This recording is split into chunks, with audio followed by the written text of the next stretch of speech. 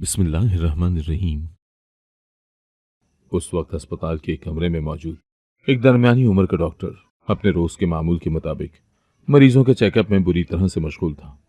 वो जिस बीमारी की तशखीस में माहिर था, उसके पास उसी बीमारी से मुतालिका लोग आ रहे थे। वो चेहरे पर संजीदगी और बुर्दबारी लिए बहुत अच्छे तरीके से अपने पास आए हर मरीज का तसल्ली बख्श इलाज कर रहा था कि उसके पास से जाते ही हर मरीज के मुंह से उसके लिए दुआएं निकल रही थी। वो डॉक्टर सुबह से उसी तरह एक के बाद एक मरीज को देख रहा था कि अब दोपहर का वक्त हो चुका था, लेकिन इसके बावजूद उसके रवैये में बेजारी और थकन का अंसर देखने को नहीं मिलता था। जबकि उसके साथी डॉक्टर दोपहर की ब्रेक का वक्त होते ही सब मरीजों को अपने कमरों से बाहर इंतजार की सूरी पर लटकाए अब सुकून से अपना ये वक्त गुजार रहे थे। उन्हें बाहर दर्द तकलीफ से तड़पते मरीजों की कोई परवाह महसूस नहीं होती थी। उन मरीजों में कई छोटे छोटे बच्चे और कई उधेड़ उम्र के मरीज भी शामिल थे, जो सुबह से उस अस्पताल में आए अपनी बारी का बड़े तहम्मुल से इंतजार कर रहे थे। जबकि अंदर कमरों के पुरसुकून माहौल में बैठे डॉक्टर ऐसे एक एक मरीज को अंदर बुला रहे थे जैसे वो उनका चेकअप करते उन पर एहसान कर रहे हों। वो ये सब करते ये भूल चुके थे कि उन्होंने अपनी डॉक्टर की डिग्री लेते वक्त खुद से कौन से अहदो पैमा किए थे। उनके दिलों में डॉक्टर की तालीम हासिल करते वक्त जो हमदर्दी का बीज था, वो बीज उनकी अमली जिंदगी में कदम रखते ही एक तनावर दरख्त बनने के बजाय वहीं कहीं अंदर ही गल सड़ गया था। क्योंकि अब तो वो खुद को खुदा समझने से भी दरेग नहीं करते थे कि जिनके हाथों में हर किसी की मौत और जिंदगी का फैसला था। ये सारा मंजर एक सरकारी अस्पताल का था। यही वजह थी कि यहाँ गरीब गुरबा लोगों का रश बहुत ज्यादा था, और शायद सरकारी अस्पताल होने की ही वजह से यहाँ की कुछ डॉक्टरों को छोड़कर सबका रवैया मरीजों के साथ इंतहाई बुरा था। क्योंकि उन्हें तो बस अपनी तनख्वाहों से मतलब था, जो उन्हें बगैर किसी मुशक्कत के आसानी से मिल जानी थी। जबकि दूसरी तरफ वो दरमियानी उम्र का डॉक्टर दोपहर की ब्रेक हो जाने के बावजूद पहले की तरह ही काम में गर्क था। शायद उसका इरादा बाहर मौजूद चंद मरीजों का चेकअप करके फिर एक ही बार आराम करने का था। उस डॉक्टर के चेहरे से एक नरम सा तासुर मिलता था। ऐसा लगता था जैसे वो किसी को भी तकलीफ पहुंचाने का काम नहीं कर सकता, लेकिन एक काम ऐसा था जो कि काफी जालिमाना और किसी बड़े दिल वाले इंसान के करने का था, और वो काम यही नर्म और एहसास दिल वाला डॉक्टर आसानी से कर लेता था। शायद इसलिए कि वो अपने जिम्मे हर काम को लेकर मुखलिस था और हर काम को बहुत उम्दा तरीके से करने का आदी था। उसका वो इजाफी काम इस अस्पताल में मौजूद पोस्टमार्टम के डिपार्टमेंट में था। इस काम को करते उसे काफी साल हो चुके थे। पहले पहल उसे उस तालीम की बदौलत वैसी नौकरी नहीं मिल सकी थी जिसका वो हक रखता था। इसीलिए सरकारी अस्पतालों में नौकरियों के लिए वो काफी अरसा धक्के खाता रहा था, जिसकी वजह उसकी डॉक्टरी की तालीम पाकिस्तान से ही हासिल करना था। लेकिन वो भी क्या करता, तब उसके पास इतने वसाइल नहीं थे कि वो किसी बैरून मुल्क से डॉक्टरी के अपने शोबे में ज्यादा महारत हासिल कर सकता। उसने तो अपनी ये तालीम भी बड़ी मुश्किलों से पूरी की थी।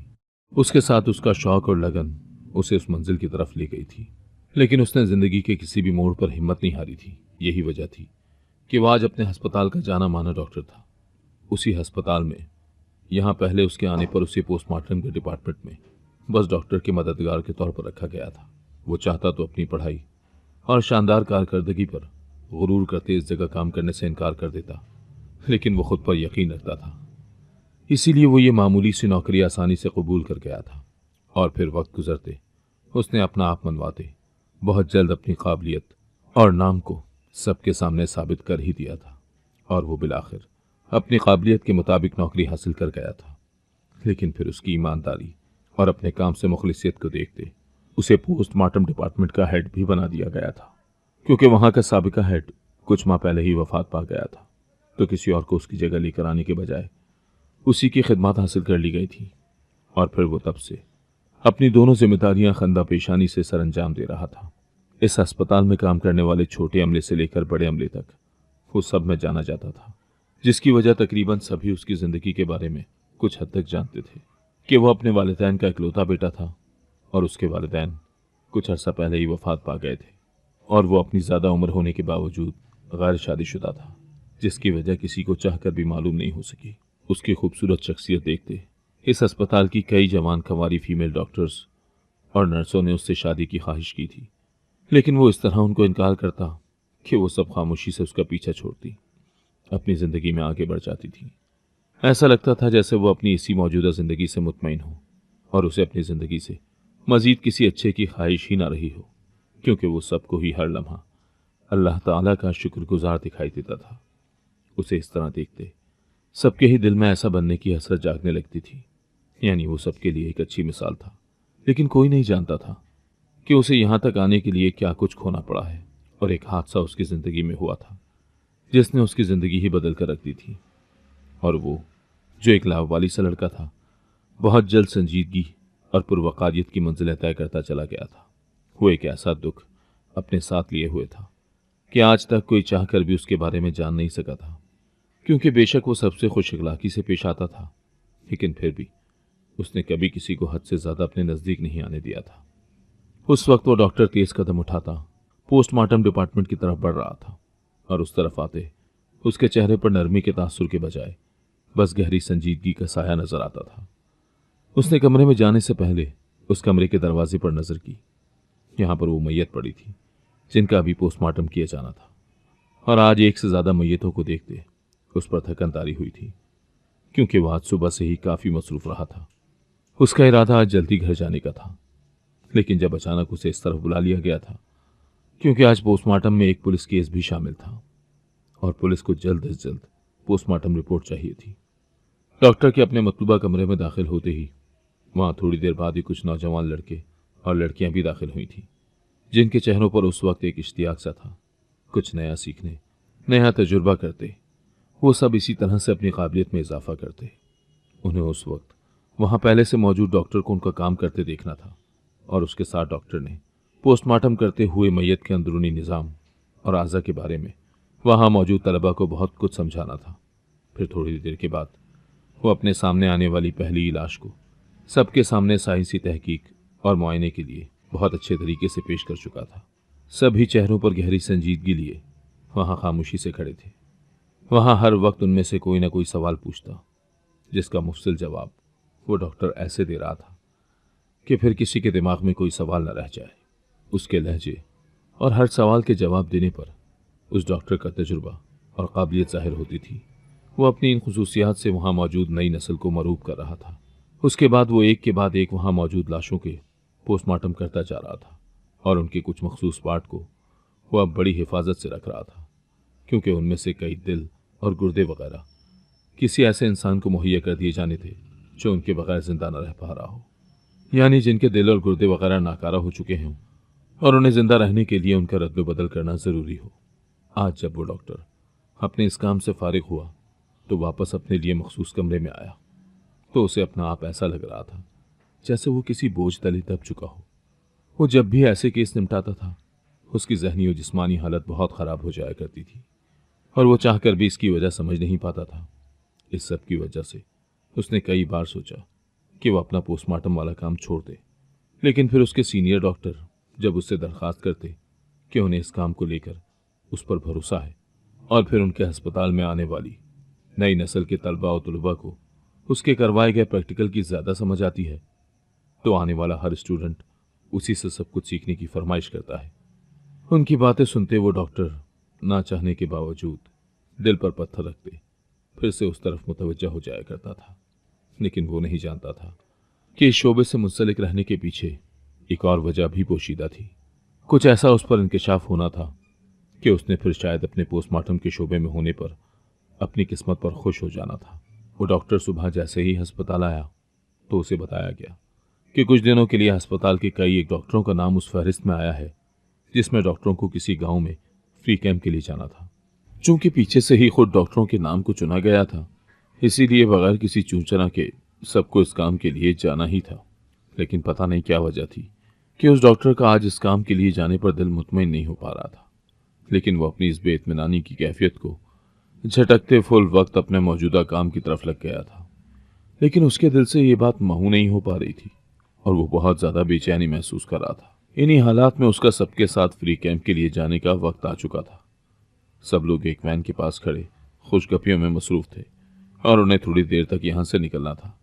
लेकिन आज एक वही डॉक्टर कुछ चुपचाप सा एक जगह खड़ा किसी सोच में गुम था, जिसका दिल आज उसे यहां से ना जाने के लिए उकसा रहा था। लेकिन वो चाहकर भी अपना नाम उस फहरिस्त से खत्म नहीं करवा सकता था, क्योंकि उसके पास तो फैमिली जैसी कोई चीज ही नहीं थी जिसे लेकर वो कोई बहाना बनाता अपना जाना मनसूख करवा सकता और वो झूठ बोलना नहीं चाहता था। वैसे भी वो कुछ इस तरह का शिकार था। वो अपनी हालत को समझने से कासिर था, इसीलिए उसने सब सोचों को जहन से झटकते सोचा कि वो जगह तब्दील होने पर यकीनन अच्छा ही महसूस करेगा। उसने अपनी मौजूदा कैफियत को थकावट और रोज के एक ही मामूल से उकताहट का नाम देते खुद को बहुत सी दलीलें दे डाली थी। इस तरह वो डॉक्टर सबके साथ वैन में बैठता उस शहर और उस अस्पताल से दूर होता चला गया था। लेकिन अपने पीछे कोई अपना ना होने के बावजूद उस डॉक्टर को ऐसा लग रहा था जैसे वो अपनी कोई बहुत ही कीमती चीज छोड़े जा रहा है। उन डॉक्टरों का उस गांव में क़याम 2 दिन का था और यहाँ आकर वो इस कदर मसरूफ हुए थे कि वो डॉक्टर अपने आते वक्त की परेशानी और हालत को ये अक्सर भूले अपने सामने मौजूद मरीजों में बुरी तरह से उलझ चुका था। एक के बाद एक मरीज को देखते कब सुबह से शाम हो जाती किसी को पता ही नहीं चलता था, और फिर उन सब की वापसी का दिन भी आन पहुंचा था। अपने असल मकाम की तरफ लौटते उस डॉक्टर के दिमाग में जैसे फिर से झमाका सा हुआ था, और फिर वो डॉक्टर अपनी तब की सोचों और दिल की बेइत्मीनानी को याद करते हल्का सा मुस्कुरा दिया था कि वो सब यकीनन उसका वहम ही था। एक दिन सब डॉक्टरों को आराम के लिए छुट्टी दे दी गई थी और फिर अगले दिन से सभी ताज़ा दम हुए अपनी अपनी ड्यूटी संभाल चुके थे। लेकिन सभी जानते थे कि उनका ये दिन बहुत थका देने वाला होना था, क्योंकि 2 दिन की गैर हाजिरी की वजह से मरीजों का आज जम्मे गफीर वहां जमा था, जबकि उस डॉक्टर को तो अपने 2 फराइज अंजाम देने थे। इसीलिए वो इसी सोच के साथ अस्पताल आया था कि उसकी वापसी अब रात को ही होगी। उसने अपनी आदत के मुताबिक पहले अपना पहला काम खुश असलूबी से मुकम्मल करने की कोशिश की थी, लेकिन आज वो बार बार अपने कमरे से बाहर मौजूद लड़के से मरीजों की तादाद के बारे में पूछ रहा था, जिसका काम एक एक करके मरीजों को उनके नंबर के हिसाब से डॉक्टर के पास भेजना था।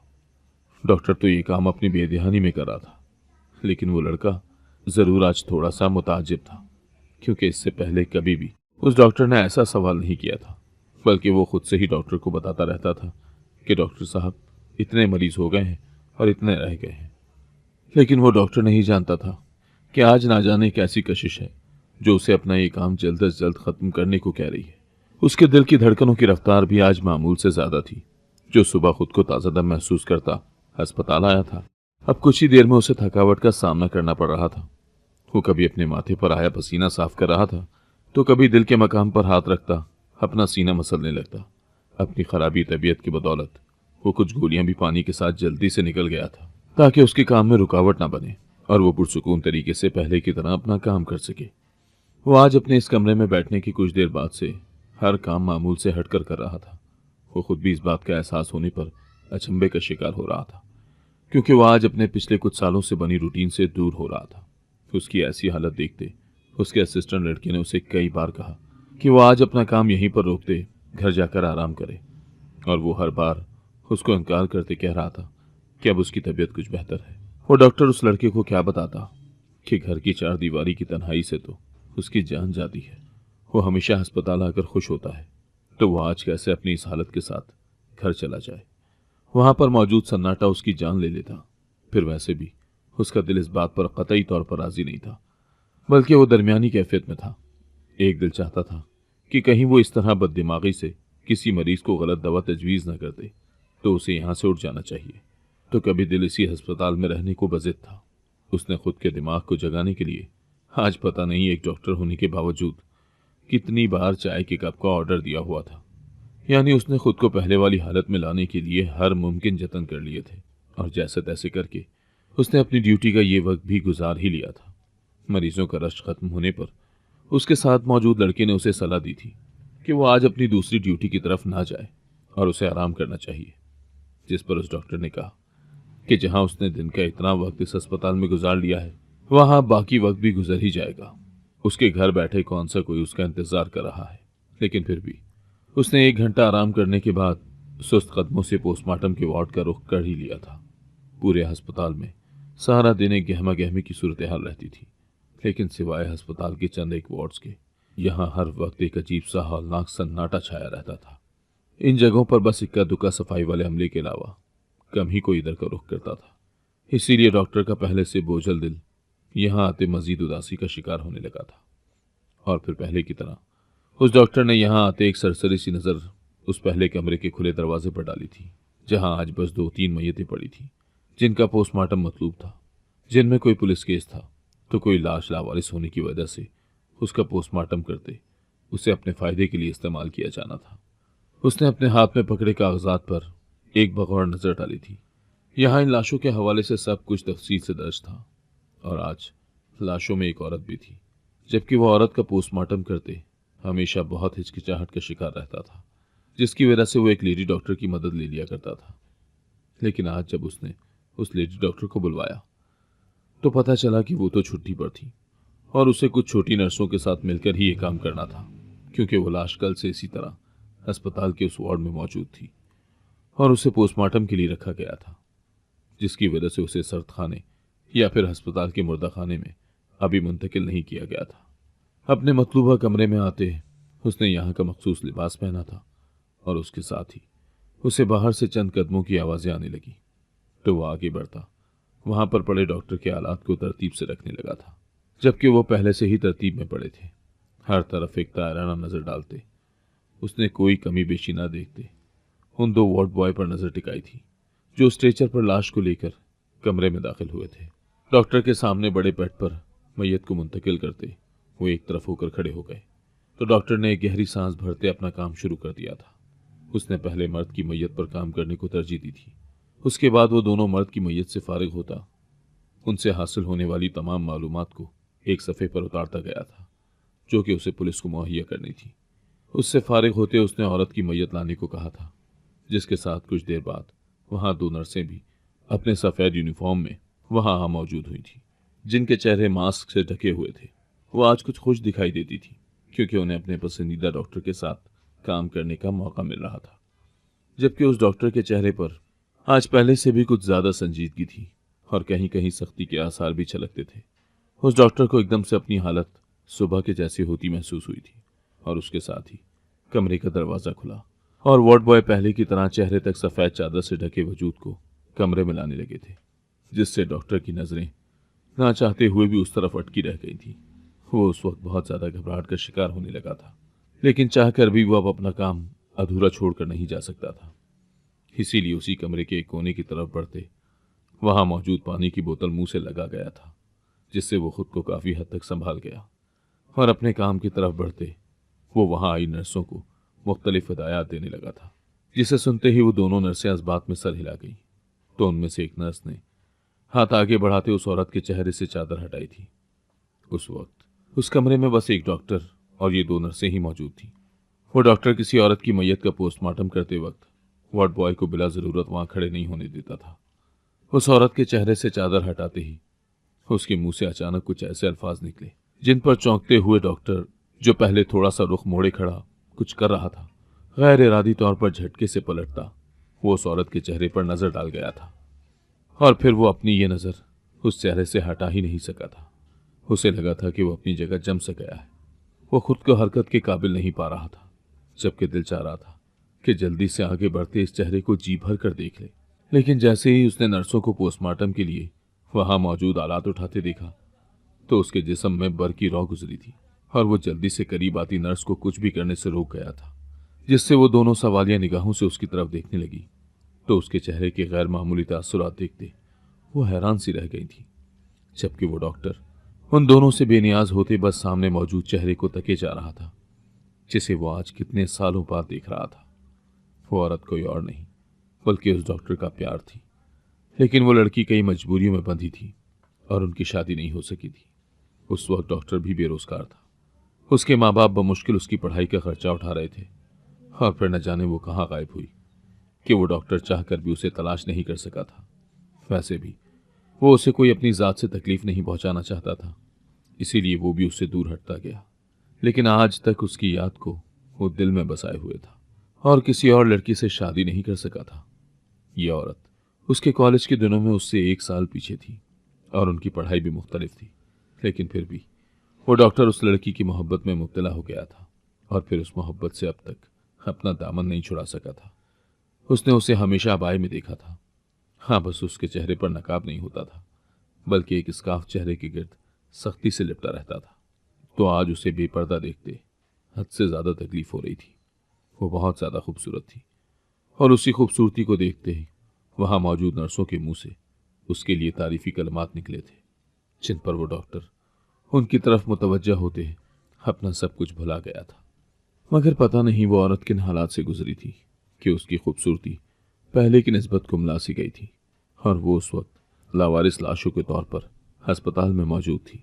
डॉक्टर को उस वक्त अपना दिल दर्द से फटता हुआ महसूस हो रहा था। वो उसे मजीद तकलीफ से गुजरने नहीं दे सकता था। वैसे भी उसकी वो मोहब्बत बहुत पाकीज़ा थी।